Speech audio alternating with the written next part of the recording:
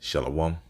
First and foremost, I want to begin by giving all praise, all honor, and all glory to Yahweh, Bahashem Yahushua, Bahashem Rakhakwadash. Double honors to the apostles and elders of Great Millstone that taught us his truth, and much respect to the Akim out there laboring in his work, and also to the believers scattered across the four corners of the earth, the hopeful elect, to USA. Shalom. So yeah, this lesson is going to be more so of a faith booster for the hopeful elect. All right, as we're about to head into some heavy resistance in the very near future, which is a time of Jacob's trouble, and Esau is gonna throw everything that he can, to stop this train from moving, and we're on the offense. We got the ball, we're moving down the field, and Esau is on defense, and he cannot stop what's happening. We headed pretty much for the end zone, right? And the end zone, of course, is salvation. So yeah, we steady moving the ball down the field, with the scriptures, and Esau cannot do anything about it. So the Lord is the one that's making these things happen for the elect. So we must not needs to fear in these upcoming days if we truly believe that the Lord's going to come through, with his miraculous works and with divine intervention save, the hopeful elect. As you get in Hebrews 1:14, the Lord has assigned angels and messengers unto the ones that shall be heirs of salvation. And I want to go into an account during the time of the Maccabees, during the time of the Greeks, okay, in which the Lord showed himself as Judas Maccabees and the company rebelled against that empire, and the Lord came through and showed himself, okay, and he's gonna do the same thing during this time. So this from CNN from June 9, 2022 says NASA is assembling a team to gather data on unidentifiable events in the sky. Okay, so it's to the point now where Esau cannot hide, what's going on. There's so many sightings that they have to come up and mention what's going on. Okay, they got to bring this up because the chairs are a serious threat to this man's society, and he knows what's up. All right, as you see right here. Related article, it says key lawmaker warns that UFO hearing unidentified area phenomena are a potential national security threat. Okay, so I want to go back into the time, as I said, of the Maccabees, okay, in which the Lord showed a lot of favor, all right, to the Israelites, to the Jews back then, okay. Second Maccabees chapter 15 verse 1, it says, but Nicanor, and Nicanor is a Syrian Seleucid general under Antiochus Epiphanes and Demetrius Soter. It says, but Nicanor, hearing that Judas and his company were in the strong places about Samaria, resolved without any danger to set upon them on the Sabbath day. All right, so they wanted to come against Judas and his company on the Sabbath day. It says, nevertheless, the Jews that were compelled to go with him said, oh, destroy not so cruelty and barbarously, but give honor to that day which he that seeth all things have honored with holiness above all other days. It says, then the most ungracious wretch demanded if there were a mighty one in heaven that had commanded the Sabbath day to be kept. It says, and when they said, there is in heaven a living Lord and mighty who commanded the 7th day to be kept. It says, then said the other, okay, and I also am mighty upon earth. It says, and I command to take arms and to do the king's business, because you had Jews that were in subjection at that time, so they were given commands to, take up arms on the Sabbath and to fight with them. Okay, it says again, and I command to take arms and to do the king's business, Antiochus Epiphanes' business. Yet he obtained not to have this wicked will done. Okay, it says, so Nicanor, in exceeding pride and haughtiness, determined to set up a public monument of his victory over Judas and them that were with him. But Maccabees had ever sure confidence that the Lord would help him. So Judas at that point knew that the Lord was with him, man. All right, and he had confidence that the Lord's gonna come through when these heathen came. We gotta have that same confidence as well. We gotta believe what the Lord said, and the Lord told us you know, that he was going to help us. In fact, when you go to Isaiah 41:10, it says, fear thou not. I want to read it in NLT. It says, don't be afraid, for I am with you. Don't be discouraged, for I am your power. I will strengthen you and help you. I will hold you up, okay, with my righteous or victorious right hand, that is Yahushua. See, all your angry enemies lie there, confused and humiliated. Anyone who opposes you will die and come to nothing. You will look in vain for those who try to conquer you. Those who attack you will come to nothing. For I hold you by your right hand, I, the Lord Yahweh Shai, and I say to you, don't be afraid. I am here to help you. Okay, these words we have to believe are faithful and true. So going back, 2nd Maccabees 15:7, but Maccabees had ever sure confidence that the Lord would help him.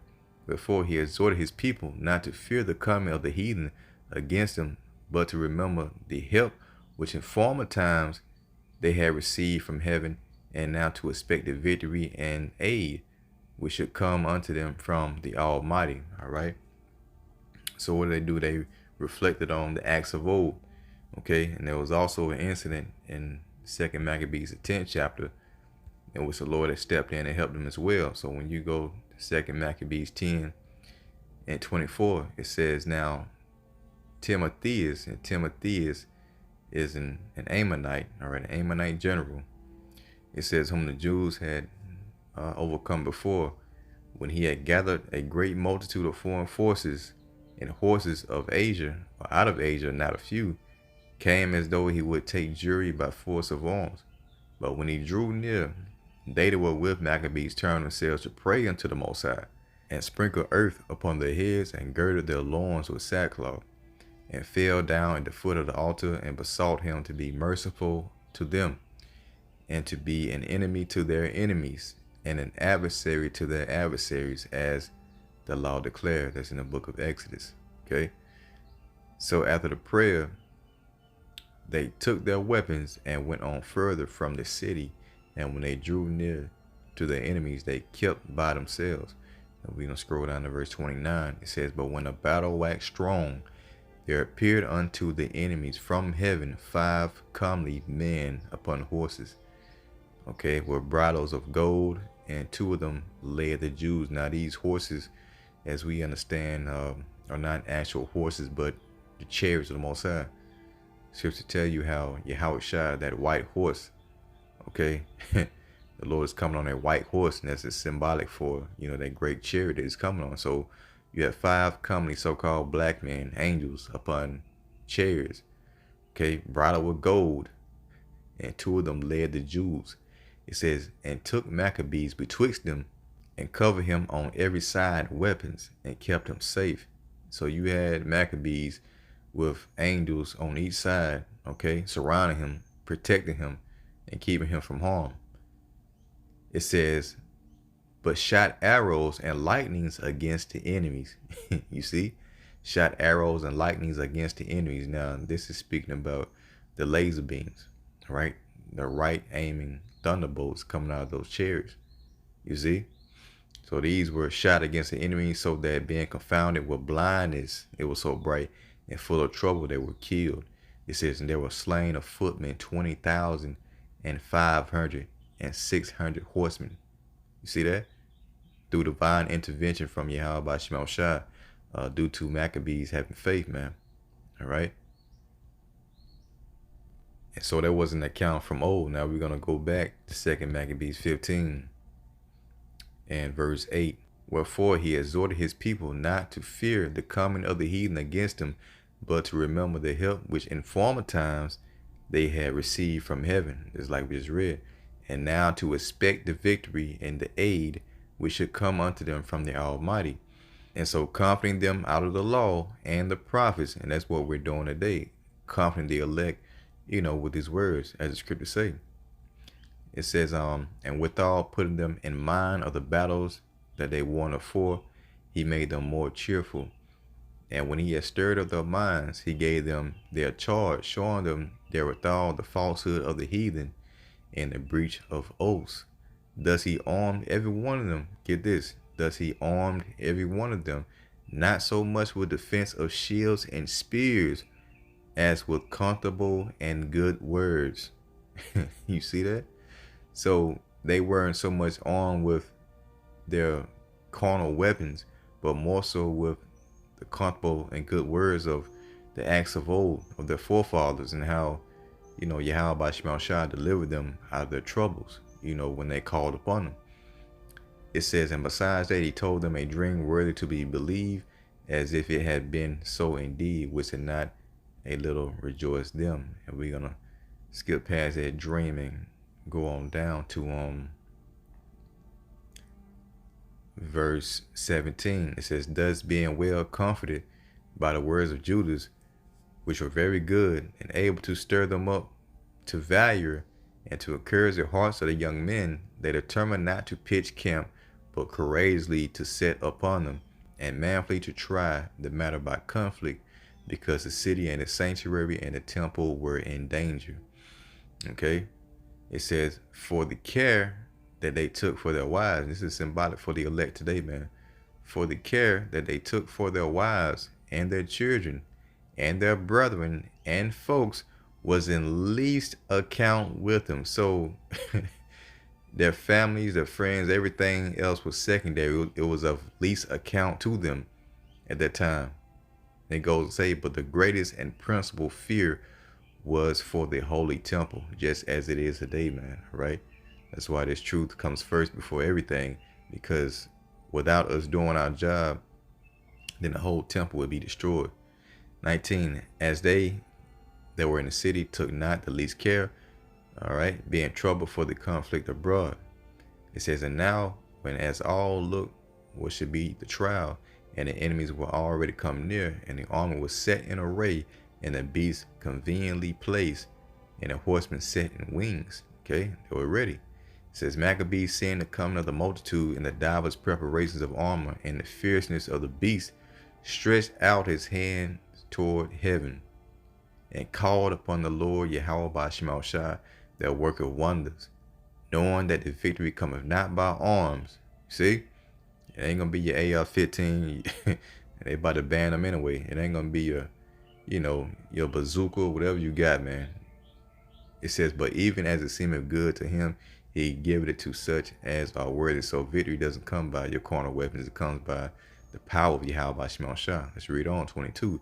Therefore, in his prayer, he said after this manner, O Lord, Yahweh by Shema Shai, thou didst send thine angel in the time of Ezekiel or Hezekiah, king of Judea, and didst slay in the host of Sennacherib 184,500. Okay, 184, a score is 20, so that's 80. So 185,000, 185,000.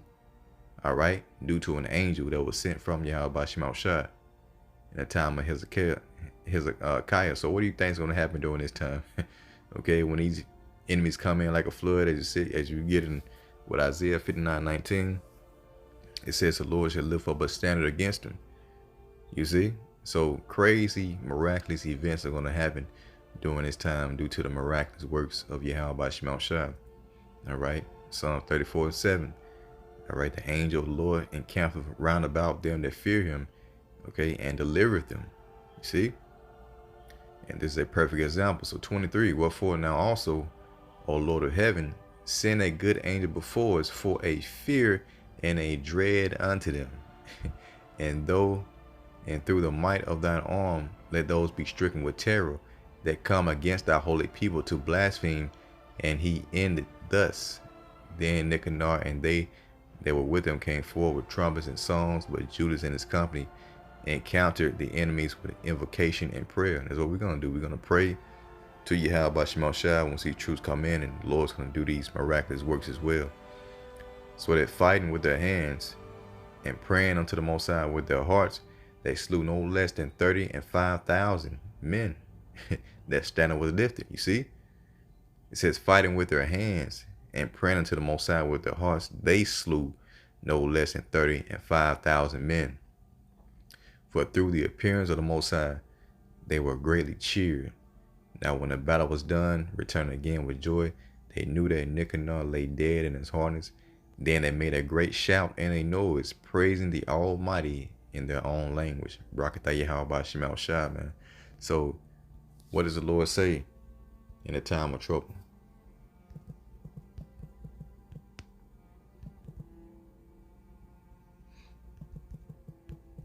Let's see. Yep, Psalm 50:15. It says, and call upon me in a day of trouble, and I will deliver thee, and thou shalt glorify me. That's what we just saw happen. See? Call upon me in a day of trouble. I will deliver thee, and thou shalt glorify me, man. So we have to expect the Lord to do these crazy, miraculous, unexplainable events that's going to preserve the elect during this time. And we're going to know that it was divine intervention that saved us. Psalm 44 and verse 4. It says, thou art my king, O power, Yahweh Shemal Shah, command deliverances for Jacob. It says, through thee will we push down our enemies. Through thy name we will tread them under that rise up against us. For I will not trust in my bow, and neither shall my sword save me. But thou hast saved us from our enemies, and hast put them to shame that hated us. You see? In Yahweh Shemal Shah we boast all the day long and praise thy name forever. Salah. All right? So we're not going to be afraid when 10,000s of troops, show up at our door, or however they may do it. We're going to pray to Yahweh Shemal Shah, the God of heaven, and he's going to come through. I believe that's Psalm, the 2nd chapter, maybe the 3rd chapter. Yep, Psalm 3 and 6. It says, I will not be afraid of 10,000s of people. They have set themselves against me round about. Arise, O Lord Yahweh Shemal Shah, and save me, O my power. For thou hast smitten all my enemies upon the cheekbone. Thou hast broken the teeth of the ungodly. Salvation belonging unto the Lord Yahweh Shemal Shah. Thy blessing is upon thy people. Salah. So Lord willing, that was edifying. Until next time, I say, Shalom.